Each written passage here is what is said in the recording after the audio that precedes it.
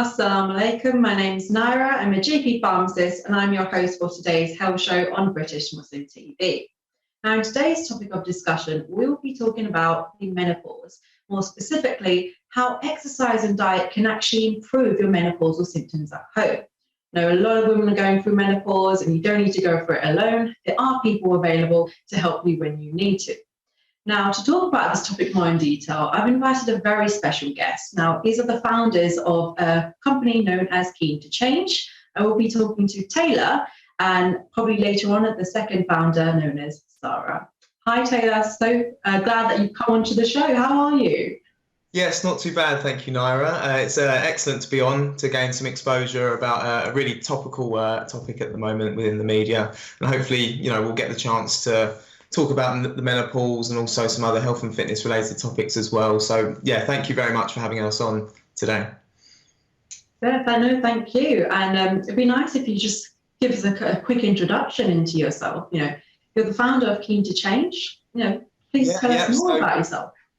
Yeah, so my name's Taylor Turner, and obviously, as you mentioned, I'm the founder of Keto Change. And what we've actually done at Keto Change is we've created an exercise and dietary option to help combat menopausal symptoms. So this is really what we're going to try and talk about today, because there's been lots of exposure in the media about pharmacological treatments of menopause, but not so much media exposure on the natural sort of treatment methods that are available to many women out there. Definitely. It's so good that, there are people out there taking more of the holistic approach towards menopause in general. And, speaking of the menopause, to some of the men and some of the women out there who don't know what the menopause is, what is the menopause and what happens to your body? Well, this is actually a really good topic to address, first of all, because there's actually a lot of misinformation out there. By definition, menopause is a time in a woman's life when she'll stop experiencing periods. But a woman might also experience changes in the frequency and the heaviness of her periods in the lead up to this stage. But I think one of the most debilitative things that women experience is the symptoms associated with menopause. So, these symptoms can happen months, if not years, prior to periods actually stopping. And in this instance, this is what's known as the perimenopause. Right, yeah, we can certainly touch on the perimenopause as well. But coming towards the signs and symptoms of menopause, some women go through menopause on a day, no signs, no issues. So there's others that actually have signs and symptoms that actually affect the day-to-day activities. It can actually get a bit embarrassing. What are the kind of common signs and symptoms which may indicate a woman's actually going through menopause? Yeah, well, I mean, if a woman manages to go through menopause without any symptoms, they can consider themselves extremely lucky, because I think it's fair to say that the symptoms that many women can experience are particularly unpleasant. It doesn't just affect the individual either. It affects the whole family unit. And I've definitely seen with my mum, who'll be on the show later on this evening, how it's affected us as a family as well. And obviously, I can't speak from experience, but what I can say is that at Keto Change, we've conducted a lot of research. We've done lots of field and desk research, and one of the most commonly reported symptoms from menopausal women and our clients is that they experience excessive weight gain. They experience night sweats, decreased libido, vaginal dryness as well. But I think it's important to mention that it's not just the physiological symptoms that women can experience. There's also a lot of psychological symptoms as a result of these physical symptoms as well. So, alongside all of these physical symptoms, you've got depression and anxiety that can be catalyzed by all of these things that are happening to your body. Definitely, and I'm glad you touched on the psychological, psychosocial symptoms that women go through. Menopause can have a negative impact on our mood. Depression, anxiety has been such a rise during the pandemic. What practical advice could you give some women out there that are going through either depression alone alongside their menopause? Yeah, so I know my mum particularly is very lucky, and lots of women out there will be very lucky because they've got a lovely support network around them. She's got many people have a loving family, supportive husbands. They might even have very supportive sons like myself that's trying to make a difference for people going through menopause. But for those that aren't perhaps as lucky as some other people, I think my personal practical advice would be to try and seek as many resources as you can. So, there's lots of online resources out there. There's Facebook community group chats. There's an app called Kyra that helps to connect menopausal women and helps women to speak up and share about their experiences as well. And I think it really just helps to connect like-minded people. And I think it just, really resonates with women because it makes them aware that they're not alone in this journey and in this process. And, if all else fails, then at Keen to Change, we also have a Facebook community group of our own that any viewers today are more than welcome to join and join us in their journey as well. Definitely. Thank you for sharing that. I think speaking up, joining groups that are out there and available for women definitely kind of help you, going through menopause alone at home. And just kind of touching on menopause and age. Now, generally, the onset of menopause is, on average, 51 in the UK. But some women, I think 1 in 100 stats were showing, actually experience menopause around the age of 40 or before. So this is known as premenopause or perimenopause, you mentioned earlier. Should that be a concern for a lot of women? So I don't think this is a major concern because women can experience post-reproduction and menopause at very different stages, and as I mentioned before, it's a very individualized process and a very individualized thing that many women will go through. Not all women will stop producing as much estrogen and releasing eggs at the same time, and I think this is what really causes a roller coaster of emotions for many women because you might be 41, for instance, experiencing these symptoms. You go to the doctor and they say, or the GP, and they say, oh, you're far too young to be experiencing menopause. But actually, this isn't always the case. As you say, Nyrah, premature menopause is a real thing. And, it can be brought on by different things such as cancer treatment, such as chemo and radiotherapy. They've been known to catalyse the onset of perimenopause or even conditions such as Down syndrome and things like that. So I don't think it's something particularly to be worried about because it really is so individualised. But I think that's why we really need to try and raise as much awareness as we can about the issue and really help women to speak up about their experiences. Definitely. So shouldn't be a concern and still go through the same procedure as if you're, for example, above 51. And just touching on treatments, so there's so many different treatments now for menopause, new medication, new hormone replacement treatment, patches. What are your thoughts on the different treatments out there? Should you be taking a one-step patient approach or should it really be individualized?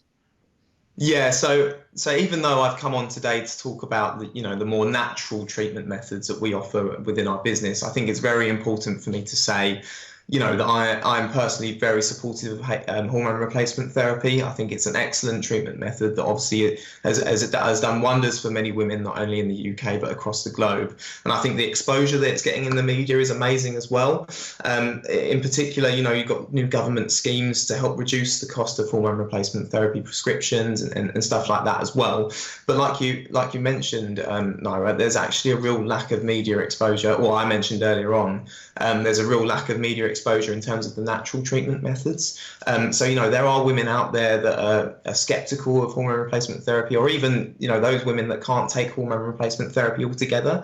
And for these women, I think this is really what motivated me to go on to create Keen to Change, to give those women programs and an extra additional natural option that they can go through to not only help combat their symptoms, but even those people that are on hormone replacement therapy. There's not just one singular treatment method. As you say, it's a completely individualized thing.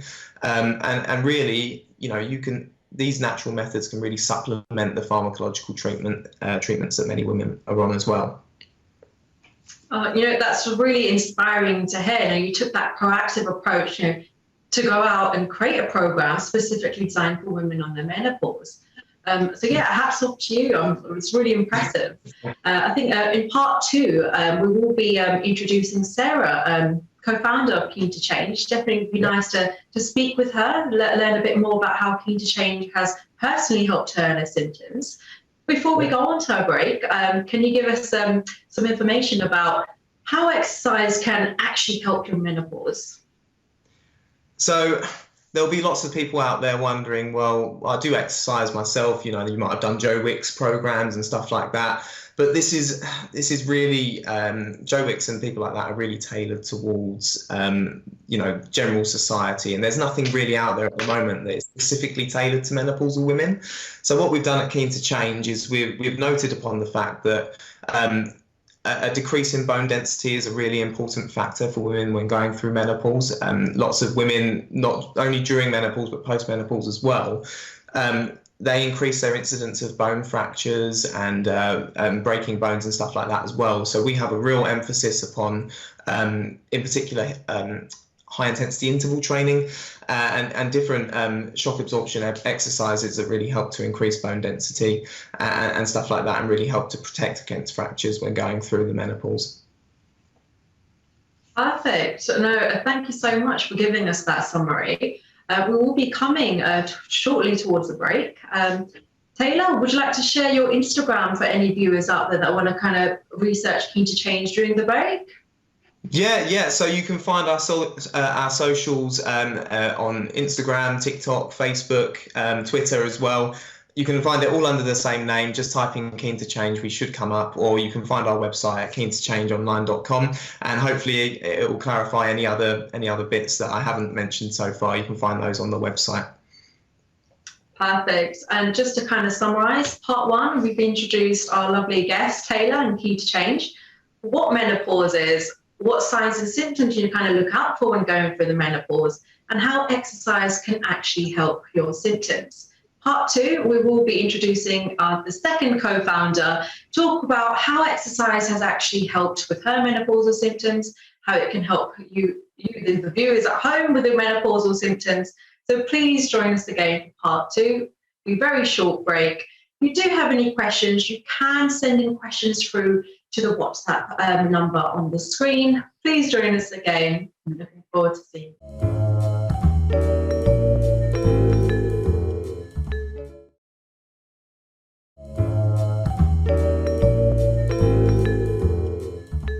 Welcome back after the break. My name's Nyrah, I'm a GP pharmacist, and I'm your host for today's health show. Now, in today's topic of discussion, we were talking about menopause, living with the menopause, and how exercise can actually help you with your symptoms. I'm here with the guests, Keen to Change, and the founders, Sarah and Taylor. Sarah and Taylor, lovely to speak with you. Hello, nice to meet you.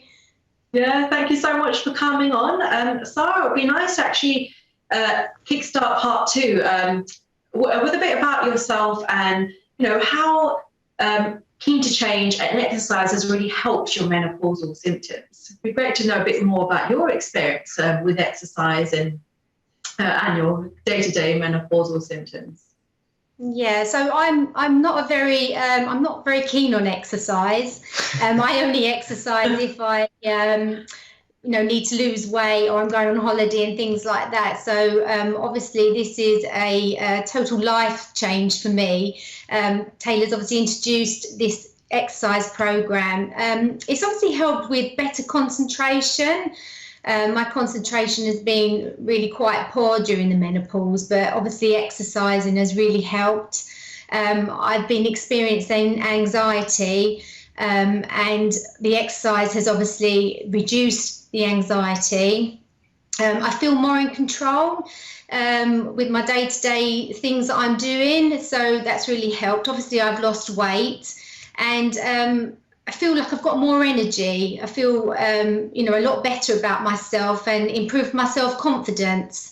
And obviously my mental health, we've obviously had lockdown, and, doing this exercise has really helped. Yeah, I think exercise in general does help with in terms of mental health and stuff like that. Just generally, not only throughout menopause. I think there's more of an emphasis on the diet and the dietary changes that can really help those symptoms. But generally, exercise I think has really helped, hasn't it? With those symptoms. It just really improves some of the symptoms that I've been experiencing. Yeah, so that's really great to hear. So, having that exercise plan in place has really had a nice positive impact, on your overall mood and just your day to day. Yeah, really glad to hear that. And, just touching upon, weight loss in general, how does, fat loss actually help menopausal women? Open question to either of you. Yeah. So fat loss or weight loss, is really important because, in these studies that we've conducted as part of our company and stuff like that, excessive weight gain is one of the most debilitative symptoms that women express to us in our research. And actually, it's not just weight loss itself, weight gain and stuff like that can be the root cause of other issues. So we've touched upon, the psychological symptoms about depression and anxiety and stuff like that. Those symptoms can actually be brought upon by, excessive weight gain and not being happy about someone's bodily image and stuff like that. So actually, by decreasing fat and by increasing weight loss, what we can see is that, women can experience an increase in self-confidence. They can increase their self-esteem.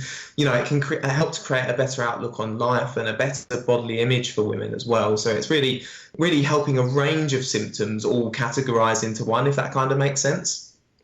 Yeah, no, definitely. And, how should women go about starting an exercise plan? So, keen to change kind of offer particular exercise plans for women? What about women out there that, are going to gyms by themselves? And, how can they, come up with an exercise plan? Yeah, I mean, this is a really hot topic within the health and fitness industry at the moment, in terms of, anxiety surrounding going to the gym, anxiety surrounding exercise in general. And I think sometimes it does help if you have a friend with you as well, in terms of doing exercise plans with a friend, getting someone else to come along, because it isn't something, exercise should be fun. It shouldn't be something that you think, oh God, I have to do that kind of thing. It is a lifestyle and it should be something that is fun. I know we've exercised together, haven't we? I was just about to say, you encouraged me. Taylor's obviously given me the motivation to keep exercising, and I'm really grateful for that because it really has helped. And like you say, some people don't have that. Well, yeah, sometimes it can be quite intimidating to think, start an exercise plan or something like that. And that's why in our programs, we ease you in gently. It's not going to be, hit boot camp sort of thing. I definitely do the easier exercises because obviously I'm not that fit. But yeah. But for anyone, looking to start an exercise program, it's obviously important to see the right people, personal trainers, the people that know their stuff, to make sure that you're medically okay to start an exercise program as well, and stuff like that.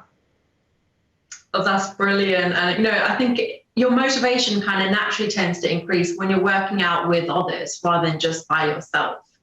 And in terms of exercises in particular, weight training, there's so much theories about weight training. Women shouldn't do weight training because, they might turn bulky. Should women do weight training? What are the benefits of actually picking up some weights in your routine?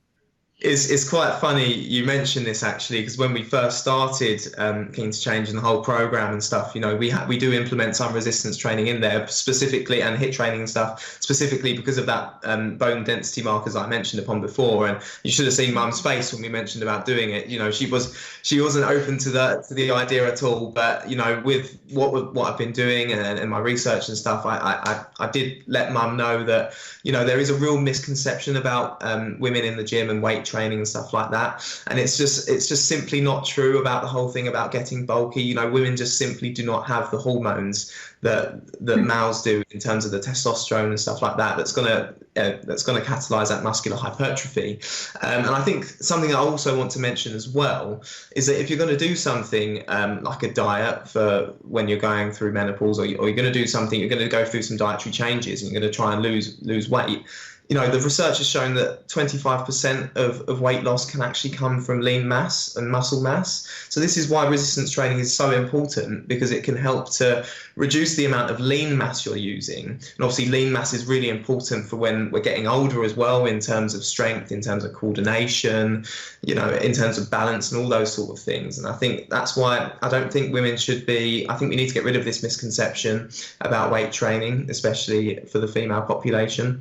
But that's just my opinion anyway, and what the research has told us.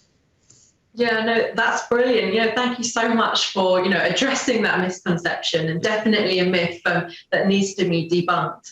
And speaking about diet, diet has a huge influence in the menopause and your symptoms. So, can you tell us a bit more about how diet can actually make a big change for women going through the menopause? Yeah. So diet's really important, because a lot of women don't actually know that when going through the menopause, a woman's ability to transport glucose around the body, so carbohydrates around the body, this is actually worsened. And this is due to a decline in estrogen, as we all know. But what this estrogen is really important for is it helps to stimulate the production of these things that we call glucose transporter proteins. Now, these glucose transporter proteins, they latch on to our carbohydrates and our glucose and help them to travel around the body. But obviously, if we've got less estrogen when going through the change, then we're going to have less of these proteins as well to transport our energy around the body. And what that actually means is that the brain's getting less energy, and this can really catalyze your symptoms, or bring about the symptoms such as fatigue, brain fog, reduced cognition that women so openly address in field studies and stuff like that. That's basically a short little overview of some of the changes that women can experience in terms of their diet. Great. So it is proven then diet can have a direct influence on your menopausal symptoms, and of course your mental health as well. And one particular diet I did want to actually address on is the keto diet. It's so controversial, so many things online, Dr. Google's out there diagnosing everyone or telling people not to try the keto diet. What are your thoughts on the keto diet? Is it suitable for everyone? What are some of the benefits? Yeah, so generally the ketogenic diet, it's used as a diet to try and treat obesity and insulin resistance. In terms of people that have epilepsy as well, it's used as a treatment method, but it's never actually been looked at in terms of trying to treat the menopause. And I think this is where our company has seen a gap in the market, because what we've seen is that I've just touched upon the fact that women experience a reduced ability to transport carbohydrates around the body. So it's no surprise that I'm going to say, well, we need to think of a new energy source that's going to try and help transport energy around the body. And this actually comes from the ketogenic diet. So it helps to create these things known as ketones, which are an independent energy source that don't need those glucose transporter proteins to help them travel around the body. And I know that Mum as well was, has really benefited from. You've benefited from it, but I was going to say that at the start you was kind of like, well, I don't believe. You're skeptical. That was the word I was looking for. You didn't believe that it could really make a change. But we've had a few women, especially some of your friends as well, that they've experienced reduced symptoms. Reduced a range of symptoms. And I think this is what we're really trying to push, is that whilst those pharmacological treatment methods, they help to replace your hormones, what we're actually looking to do is we're not changing the hormones, because obviously no diet can replace hormones. What we're actually doing is we're saying, right, because of these hormones, we've got this issue that we can't transport our energy around the body. So actually we're looking at combat symptoms rather than looking at the hormones themselves. Oh, perfect. Thank you so much for giving really detailed insight into diet and how it can help you. And I'm so sorry, Sarah and Taylor, we are coming towards the end of our show now. It's been such an insightful part one and part two, of the menopausal series. So much information, a lot of our viewers can actually take on board. And thank you so much for introducing Keen to Change. The website's there, Keen to Change. The Instagram, Taylor's actually introduced to us in part one of the series. So do check them out. They have loads of programs out there available for women actually going through the menopause. You shouldn't be going through this alone, and there are people out there to help. Any last words, Taylor, before we say goodbye? No, I think the only thing we wanted to say was that, we're always open for a chat. You can find us obviously on our website at keentochangeonline.com. You can email us any questions as well following this interview online at info@keentochangeonline.com as well. And one last final thing, we had a little discount code, didn't we, that we set up for anyone that would like to embark on their menopause journey. Oh, perfect. So sure, perfect. BMTV10, then you can get yourself a 10% discount on some of our programs. Perfect. Thank you so much, and thank you for watching. Bye.